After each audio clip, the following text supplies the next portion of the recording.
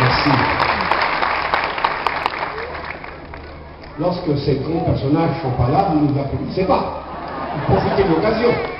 Alors, encore une fois, s'il vous plaît. Merci.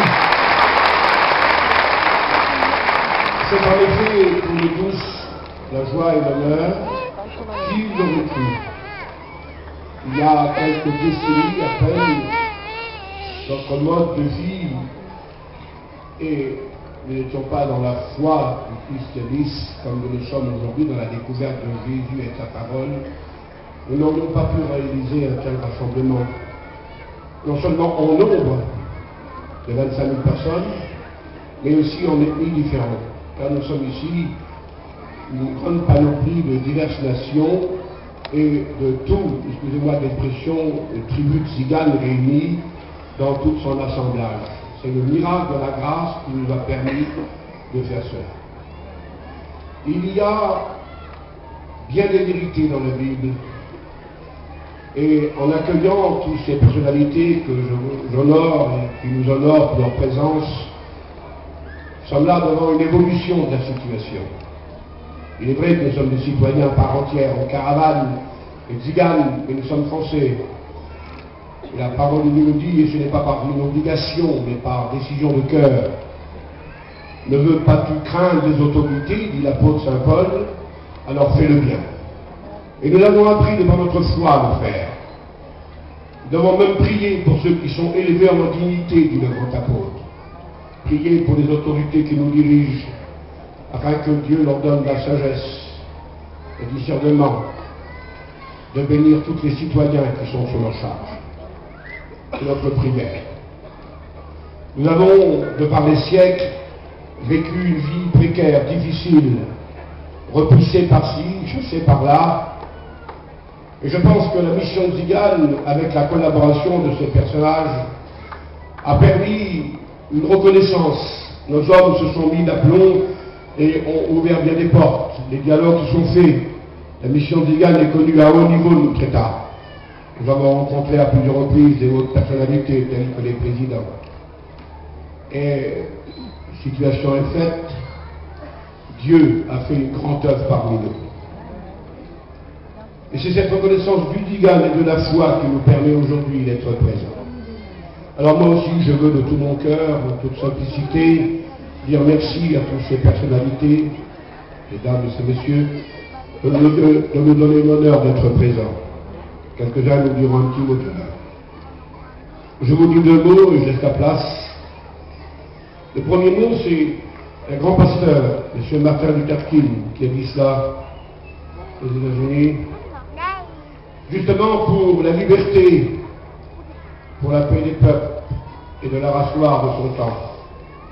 Il a dit, j'ai un rêve, quand les hommes de toute race, de tout peuple, de toute langue, de toute couleur, quand se donnent-ils la main? Eh bien aujourd'hui, je pense que l'Évangile a réalisé ce rêve pour nous. Nous ne pouvions pas nous donner la main, mais Dieu l'a fait. Et aujourd'hui, nous sommes là réunis de tout peuple, de toute langue, de toute race, de toute nation, de toute tribu, autour d'un seul chef, Jésus-Christ, d'une seule autorité, la parole de Dieu, d'une seule puissance, le Saint-Esprit, et d'un mot dominant, l'amour de Dieu et l'amour des uns pour les autres. Le miracle de la grâce, c'est un rêve que le Christ réalisera sur la terre des hommes, mais qu'il a réalisé déjà dans nos cœurs. Nous vivons déjà la grâce et l'unité de la foi. Jésus disait à Dieu son Père dans la prière sacerdotale, dans l'évangile de Jean chapitre 17, Père, qu'il soit un, comme toi et moi nous sommes un. La prière du Christ, l'unité des croyants, l'unité des enfants de Dieu. Et plus les hommes s'approcheront du Christ, disait Billy Graham dans l'un de ses sermons, plus les hommes s'approcheront du Christ, plus ils s'approcheront les uns des autres. Et c'est ce que le Seigneur nous a permis de faire. Et puis l'autre mot, il y a dans la Bible deux versets, je vous les cite tout simplement, en laissant la place ensuite à toutes ces personnalités. Première vérité d'un des prophètes qui nous appelle à le faire et qui nous dit, au nom de l'Éternel, tends la main à ton frère. le prophète qui nous dit ça. Tends la main à ton frère, dans le besoin, dans la nécessité ou dans quelque circonstance que ce soit, tends la main. Mais si cela nous a été possible de le faire les uns vers les autres, et envers toutes les nations de la terre, et envers les Ziganes et les autres, car il n'y a pas de frontière, il n'y a pas de barrière dans la foi, parce que dans la Bible, il est écrit encore, tendez la main à l'Éternel. C'est parce que Dieu nous a tendu la main que nous la tendons à tous les hommes. Et que nous sommes prêts à dire à tous, Dieu est vivant, Dieu est présent, Dieu est puissant, et Dieu nous aime. Et c'est son grand amour et la grâce du Christ qui nous a réunis ce soir. Et nous sommes honorés. Ce soir, il y aura une présentation de la mission mondiale par le frère René Zanelato.